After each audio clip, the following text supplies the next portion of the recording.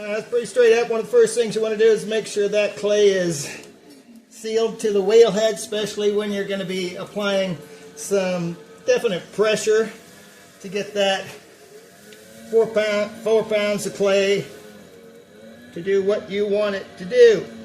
And that's kind of what I'd like to talk about here. Not so much how to throw this pot, but I had a young person, she was a woman that came up, and every now and then I do have people that, they come up and they say, oh, I did that in high school or college, and I know what it's like, or I throw, at a local place, took a class, a lot of different things. But this particular person, she was saying that she was, trying to throw some larger things, and even 3-4 pounds, she was having some difficulties kind of pulling it together. And it seemed like, to me and stuff, that she'd been working hard on it, but nothing was working out for her.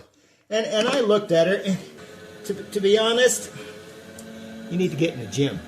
So, because a lot of times it's not always technique. Oftentimes it is technique, but for smaller people, it can be just, you don't have enough oomph. And it takes a certain amount of oomph to center 3-4 pounds of clay, and especially if you're going to be walking up to 10, 15, throw a bag of clay, 25 pounds. You need a certain amount of arm strength. And she was genuinely happy with what I had to say, because she was happy that it wasn't just, like her technique, she was doing this wrong, that wrong. She just wasn't, quite big enough of a person. My first teacher, she was, 50-something years old, had gray hair a bit, and she could throw 25 pounds, no problem. But she also always wore long sleeves because she was basically embarrassed about her forearms because she kind of had, Popeye forearms.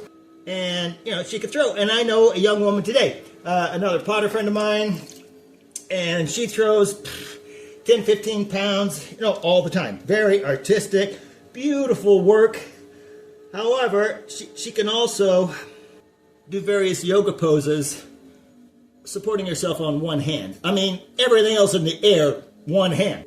So, don't always go knocking yourself. And if you do want to be able to do, 3-4 pounds, 5 pounds and up, then, I would just, if you're having difficulties, just basically I'd recommend, yoga or gym or, whatever exercise is your preferred form.